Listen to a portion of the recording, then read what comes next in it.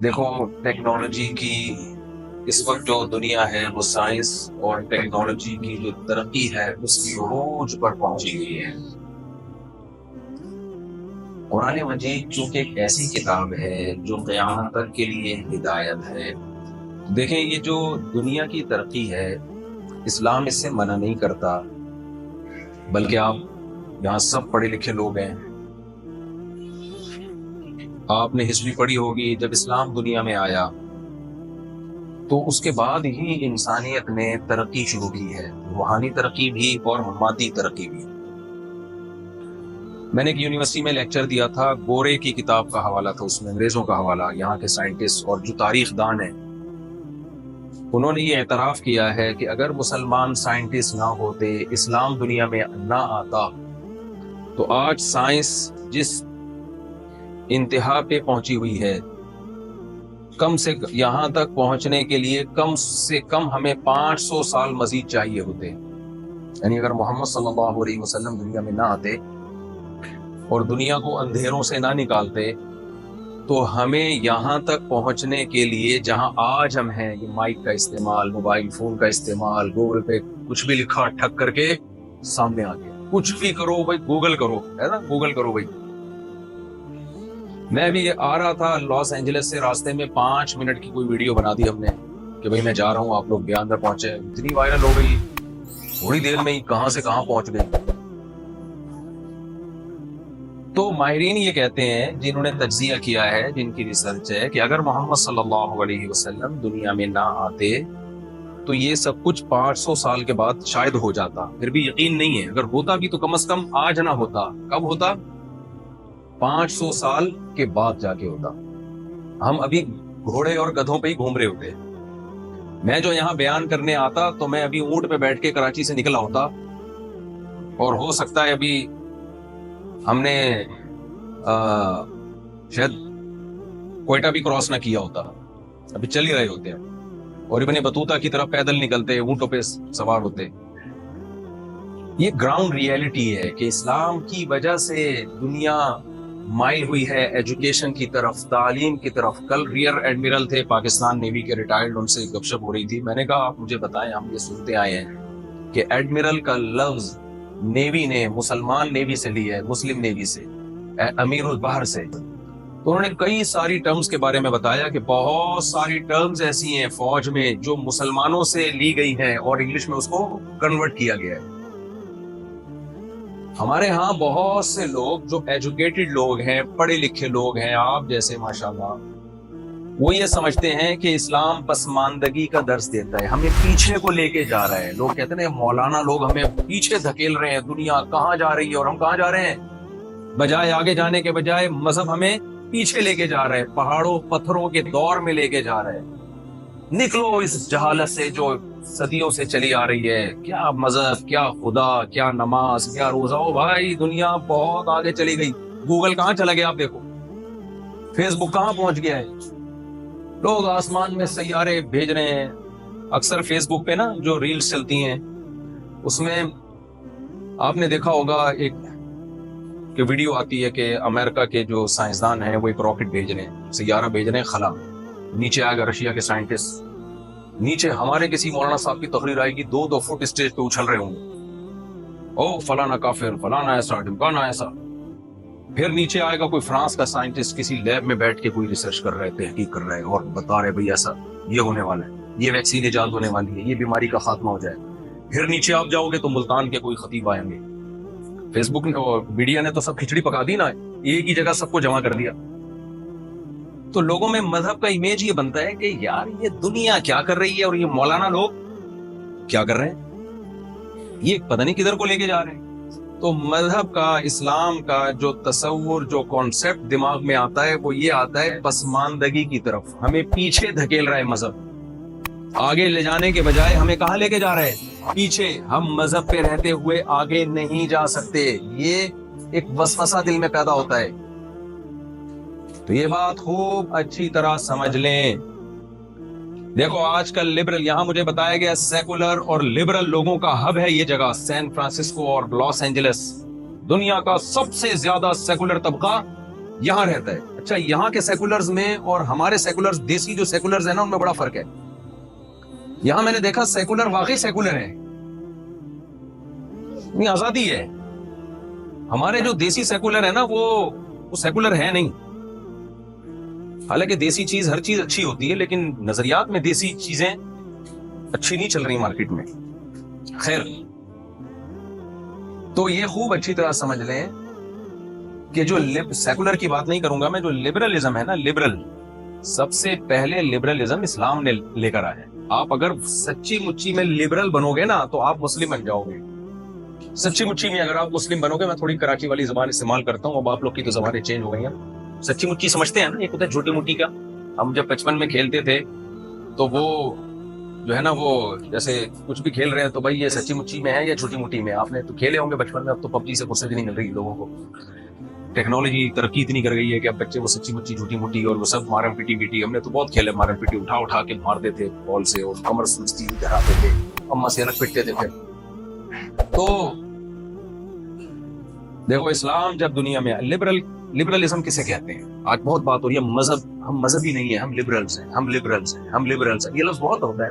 تبھی میں اپنے بیانات میں کہتا ہوں نام نہاد لبرلز. نام نہاد لبرلز الگ ہوتے ہیں, اوریجنل لبرلز بولو الگ. تو میں آپ کو سچی مچی کا لبرل بنانے آیا ہوں.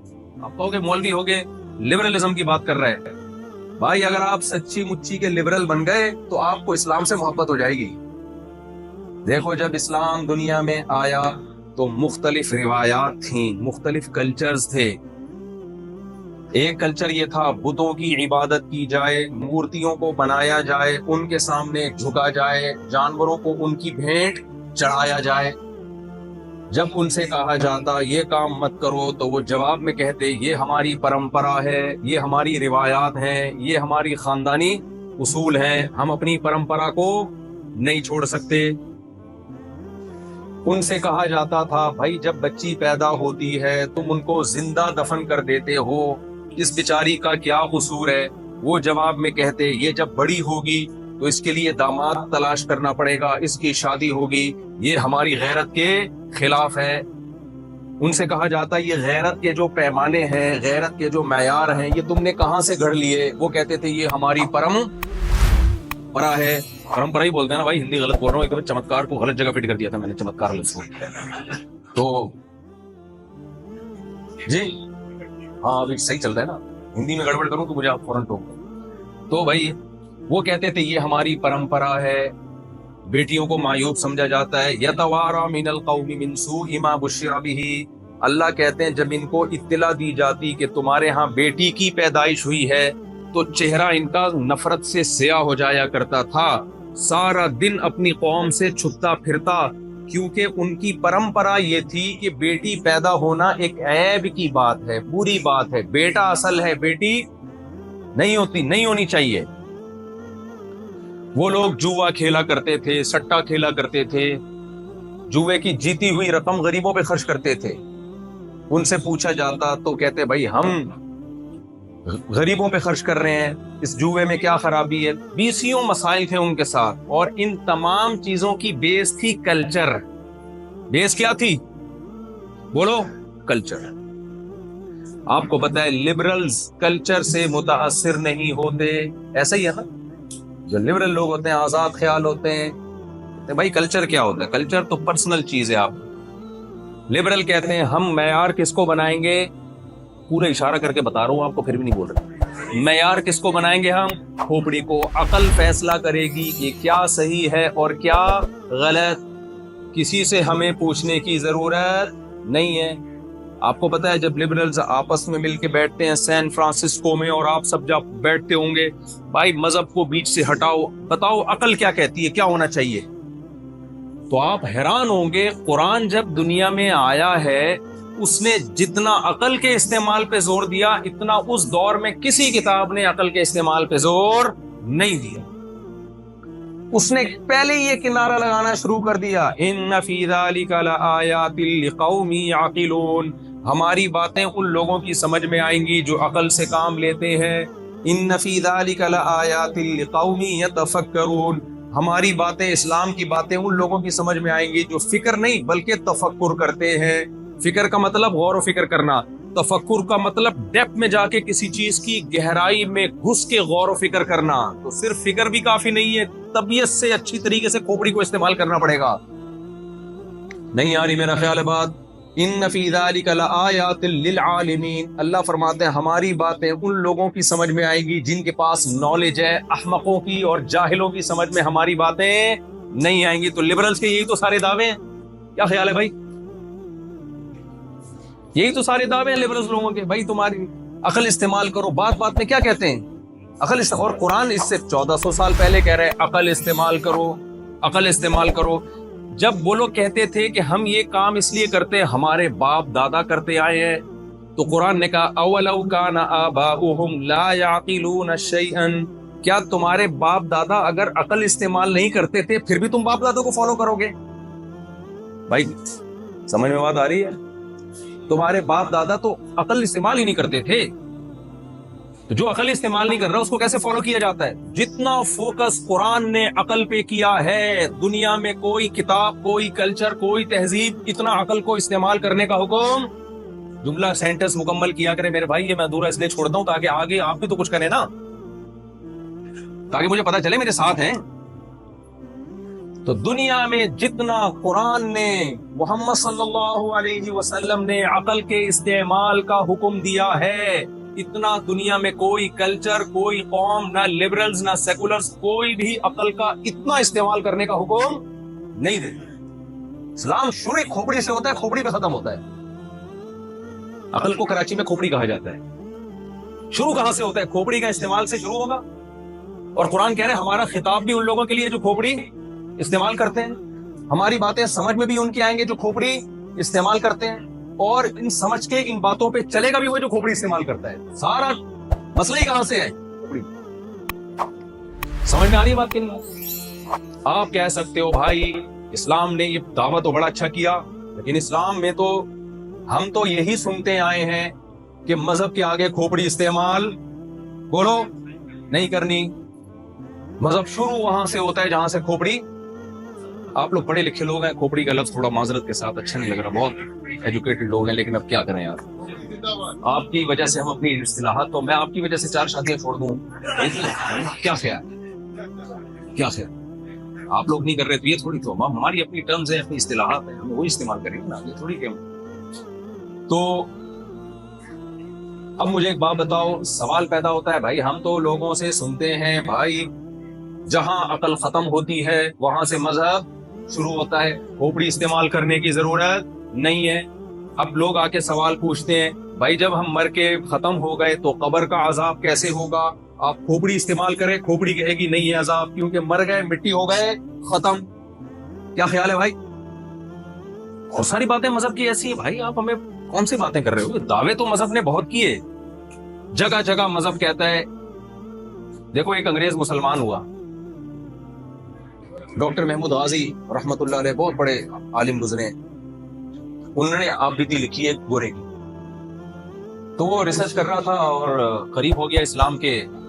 تو ایک دن کیا ہوا، اس نے اللہ سے دعا مانگی. سامنے قرآن رکھا ہوا ہے، بیٹھا ہوا ہے، اللہ سے دعا مانگ رہا ہے کہ اے اللہ، او گاڈ، اگر اسلام واقعی برحق مذہب ہے، اسلام واقعی برحق مذہب ہے، تو مجھے کوئی ابھی ایک ایسی بڑی نشانی دکھا دے، ایک دم کوئی اچھمبے کی چیز ہو جائے نا، کوئی معجزہ ہو جائے. آج کل سیکولر لوگوں نے نا ایک چیز چلانا شروع کر دی ہے کہ جب سے یہ CCTV کیمرے ایجاد ہوئے ہیں اس وقت سے کرامتیں ہونا بند ہو گئی ہیں. اس میں کسی نے جواب لکھا کہ جب سے CCTV کیمرے ایجاد ہوئے ہیں بندر سے انسان بنتا ہوا ہمیں کہیں کیمرے نے کیچ نہیں. سمجھ رہے ہو؟ بندر سے کوئی انسان بنتا ہوا اب تک نظر نہیں آئے. ہوا ہو نا ڈور شوٹ کر کے چینج ہو رہا ہوگا ایک دم، تم مارکیٹ سے پہلے یاد ہوئی پھر شارٹ ہو گئی، تو کوئی ایک تو نظر آئے نا.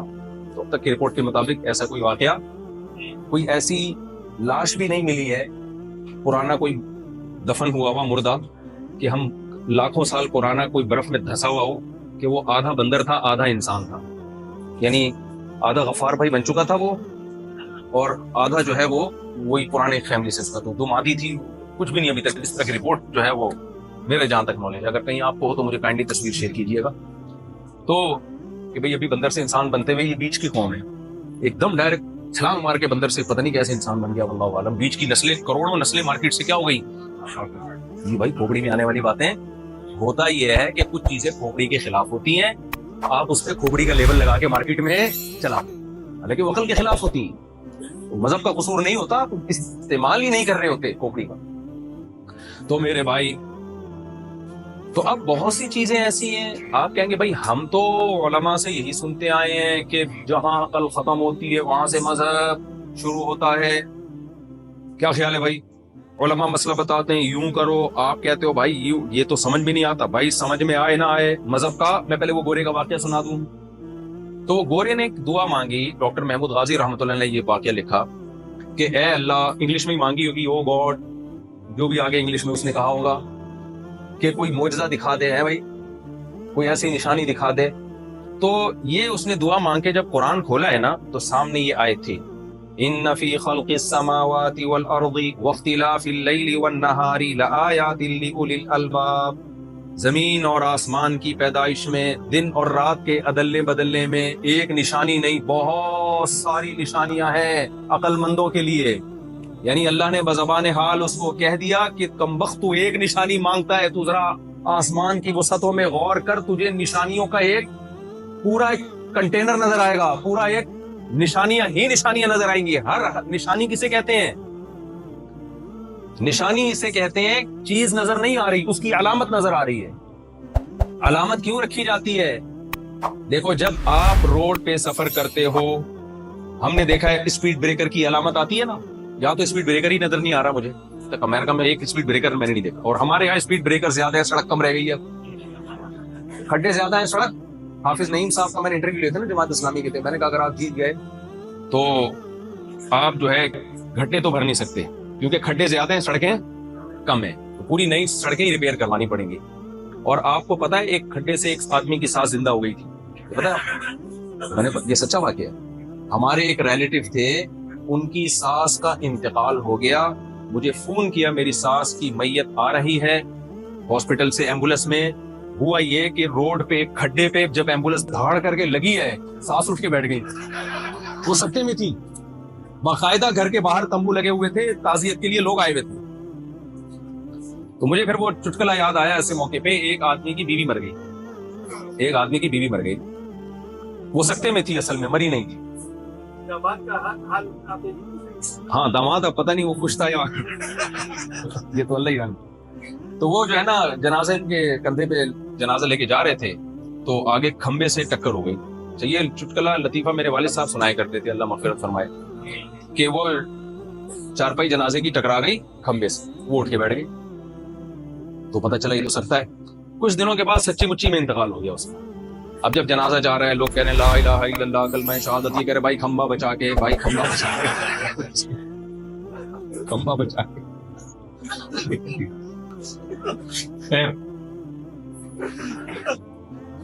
तो अलामत किसे कहते हैं मेरे भाई? स्पीड ब्रेकर की अलामत होती है ये बताने के लिए कि स्पीड ब्रेकर जब आएगा तो आपके पास ब्रेक लगाने का मौका नहीं होगा, तभी पहले से अलामत होती है।